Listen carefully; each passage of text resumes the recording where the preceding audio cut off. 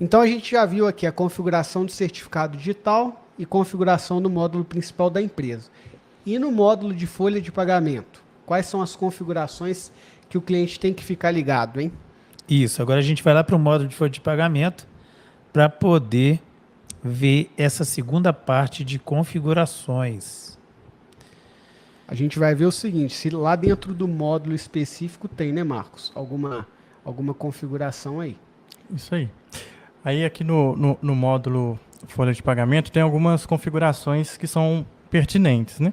Por exemplo, aqui na minha tela, em manutenção, configurações, empresa, temos alguns detalhes aqui que nós precisamos ficar bem atentos, que é pertinente para o E-Social. O primeiro detalhe que eu gosto muito de comentar é, mais uma vez, aqui na aba GPS, algumas dessas configurações. Por exemplo, alíquota RAT, o percentual de acidente de trabalho, alíquota FAP, são configurações essenciais para o E-Social. E aí, mais para frente, quando a gente estiver explicando como enviar o E-Social, a gente vai ver como que esses campos aqui é importante a gente estar preenchido corretamente. O código FPAS também, muitas das vezes, quando nós importamos o arquivo da Receita Federal, não vem esse código FPAS. E na aba não optante, lembrando que a gente está comentando aqui sobre os campos pertinentes para o E-Social. Também temos aqui algumas configurações, como por exemplo o código de dedução de terceiros. É interessante isso daqui, só pensando lá na frente na folha de pagamento. Muitas das vezes configura aqui, vamos supor, essa empresa é do Simples Nacional, por isso que está 0000. Mas uma empresa do lucro, ela vai ter o seu código de dedução de terceiros. E aí, se você colocar um percentual de terceiros diferente do código de dedução de terceiros, ou que um percentual diferente do que é de acordo com o código de dedução de terceiros, vai ter diferença aí no E-Social. Por quê? O E-Social vai calcular um percentual, que é o que você colocou aqui, e o Calima vai colocar um percentual, que é o que você coloca aqui, preenche aqui nesse campo. Mas o E-Social, ele vai pesquisar, de acordo com o código de dedução de terceiros e o KINAI e o código FPAS, qual é o percentual de terceiros correto. E aí o E-Social vai estar com um percentual correto, o Calima com um percentual equivocado. Então é muito importante fazer uma pesquisa para preencher corretamente esse campo aqui, para evitar diferenças lá na frente no E-Social. Conforme o Renan comentou, a gente está comentando aqui do cadastro e vendo como que reflete lá na frente. Outro campo que reflete muito aqui é as alíquotas FAP. A gente também vai ver durante o envio da primeira fase, mas ele reflete também na folha de pagamento na diferença de INSS. Por quê? A alíquota FAP, o E-Social ele faz uma tabela das alíquotas FAP por empresa. Ele tem uma tabela lá da empresa e traz a alíquota FAP daquela empresa. Se você preencher uma alíquota FAP equivocada, mais uma vez, o Calima vai aplicar a alíquota FAP que foi preenchido aqui, mas o E-Social ele vai trazer a alíquota FAP correta, a alíquota FAP que consta lá no cadastro do FAP Web. Então, esse campo daqui também é pertinente lá na terceira fase e também é pertinente, a gente vai ver que ele reflete no envio da primeira fase também.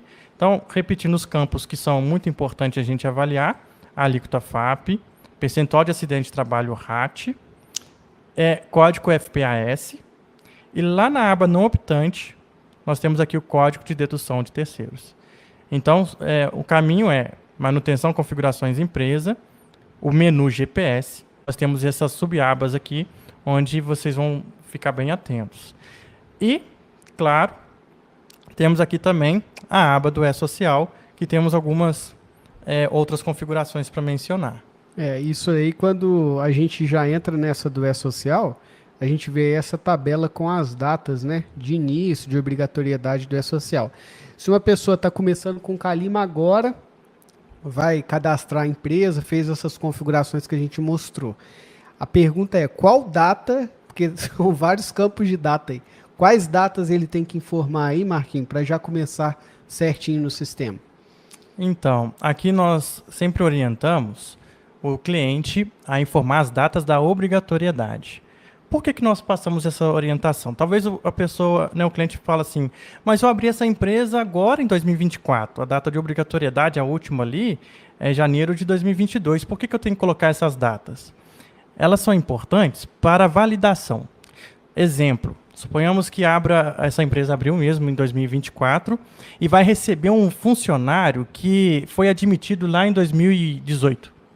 Então, se ao enviar o evento de admissão, ele vai pesquisar essa data aqui e pode resultar em erros na hora de você enviar essa transmissão para o E-Social, essa admissão por transferência. Então, nós sempre orientamos aqui a colocar as datas de obrigatoriedade mesmo, para que não tenha esses erros no momento de envio de uma admissão.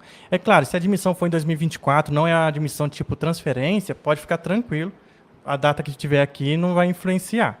Mas, se for por transferência e a data de admissão na empresa origem for anterior a 2019, vai influenciar e vai ter dificuldades. Por isso, nós sempre orientamos a colocar a data mesmo de obrigatoriedade aqui nestes campos. E só para completar, né, o Marquinhos, essas datas aí, por exemplo, 10 de janeiro de 2019, foi a data, o prazo para envio da primeira fase do E-Social. E assim sucessivamente. Essas datas eram quando tinha uma tabela, se seguir, um cronograma, né, que seguia para poder enviar as fases na época de implantação. Aí mantém essas datas aí para evitar erros na hora de enviar uma empresa que, por exemplo, abriu agora em 2024. Isso mesmo. Então é só dar o print na tela aí e seguir as datas. Isso aí. É isso aí? Isso aí. Então beleza. Tem- Deu para entender, pessoal? Tem mais um detalhe ainda, Renan? Lá na tela é sobre o PIS? Isso, aqui também. Mas antes, falando sobre sobre as datas, tem aqui esse campo referência de início da geração do E-Social. Por que tem esse campo aqui? Quando que nós precisamos preencher ele, né? Esse campo aqui por exemplo, você pegou uma empresa de um outro escritório, né? Veio uma empresa de outro escritório para você passar a cuidar, administrar essa empresa. E no outro escritório foi enviado o E-Social até o mês 9 de 2024. Então, nós criamos esse campo aqui para justamente só ser gerado eventos para E-Social de folha de pagamento a partir daquela referência, ou seja, a partir de 10 de 2024, que é a referência que vai começar a utilizar o sistema Calima. Eu usava outro sistema, também tem essa finalidade, né? Porque a gente faz a sincronização e, de repente, talvez a referência está uma referência lá atrás e aí gera aqueles eventos que não eram para ser gerados, pois já foram enviados por outro sistema. Por isso que nós temos aqui esse campo referência de início da geração do E-Social. Não é só chegar aí e jogar, a gente está em 2024, vou jogar janeiro de 2024 aqui que vai dar problema. Tem que colocar, porque isso já tinha sido enviado por outro sistema, né? Coloca a partir de agora. Exatamente. Show de bola. Pessoal, tá acompanhando o raciocínio aí? Comenta aí para nós, tá? Vai deixando comentário se tá dando para entender direitinho. Também se tiver alguma dúvida, comenta, tá? O Wanderson falou assim, quando chegar mais para frente, fale um pouco sobre a reabertura da folha no E-Social para incluir funcionários que não entraram na folha e precisou ser feita a inclusão.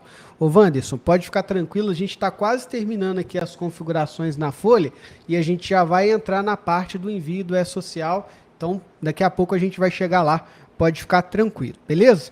Voltando para aquela tela ali, Marquinhos, eu tenho uma dúvida, porque em 2024, logo no início, no mês de janeiro, teve a questão do PIS para o E-Social, né? PIS e COFINS. E aí tem esse campo aí embaixo, indicador de tributação sobre a folha de pagamento. Explica para a gente um pouquinho para que serve isso aí, quando que o cliente tem que marcar, quando não precisa marcar, o que é isso? Perfeito.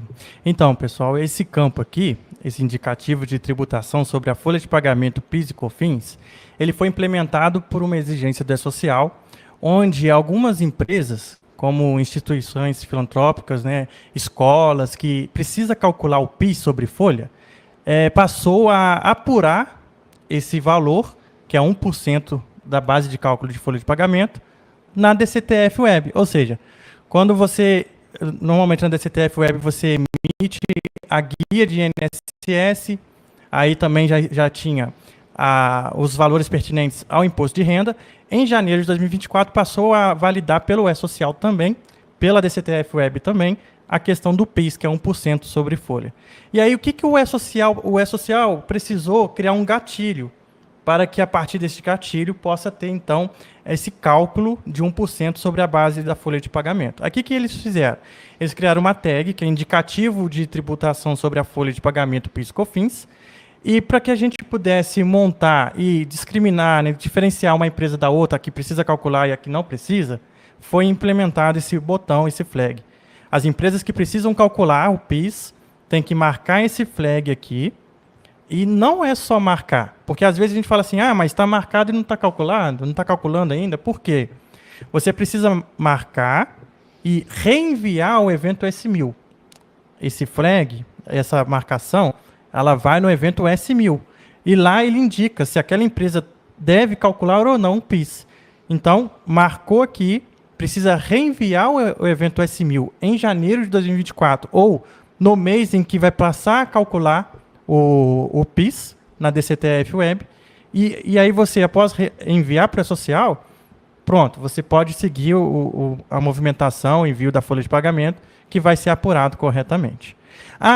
Um detalhe, suponhamos que você já enviou, descobriu agora que tem que ser pela DCTF Web, e desde janeiro está sem apurar esse PIS. Não precisa desesperar, não. Não precisa desesperar. Tem certeza? Mais ou menos.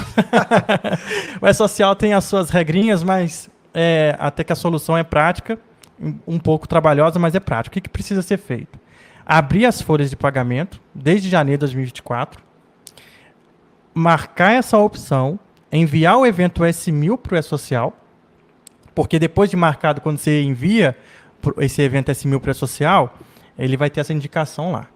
Depois, é necessário reenviar os eventos S1200 e S1210, que nós vamos falar mais para frente a particularidade de como que faz esse reenvio. Por exemplo, né, só comentando de forma bem breve, tem que apagar os S1210, que são eventos que não tem multa, não é passivo de multa, justamente porque você só consegue reenviar S1200 se apagar o S1210. Então, isso está no manual do E-Social, precisa apagar, reenviar todos os S1200 de cada mês, S1210, S1299, que é o fechamento, e aí ele vai passar a apurar todos os meses. E aí você consegue sanar esse problema. Ô Marcos, mas só para completar a informação aí. Então, olha só, para a pessoa reabrir até janeiro, ela tem que enviar o S1298 de reabertura até janeiro. Ele vai reabrindo tudo de uma vez. Isso, ele pode vir reabrindo, não tem ordem, né? Pode ser de trás para frente, ou de janeiro a agosto, ou de agosto a janeiro. Tem que reabrir todos, porque senão não consegue reenviar o S1000. Se tiver alguma referência fechada, ele vai dar erro de validação. Para você fazer uma alteração do S1000, todas as referências para frente precisam estar abertas para poder acatar a alteração. Então ele vai reabrir tudo até janeiro, entra nesse local, marca essa opção de PIS e COFINS, calcula a folha novamente, faz o reenvio, né, Antes de calcular, precisa reenviar o S1000 para poder acatar a configuração nova. Então reenvia o S1000 e o 1005 também é necessário, né? Ou não? Nesse caso, não precisa reenviar o S1005, só o S1000 mesmo. Então reenviou o S1000, calcula a folha, envia. Tem que haver esse cálculo, né? Tem que haver o cálculo para poder gerar novamente os eventos S1200 e S1210. Um ponto importante, não vai alterar em nada, os eventos serão os mesmos. Mas ele precisa entender que quando está sendo enviado, posteriormente a esta nova configuração. Beleza. Aí vem fechando, até chegar no mês atual, acabou. Isso aí. Resolvido o problema.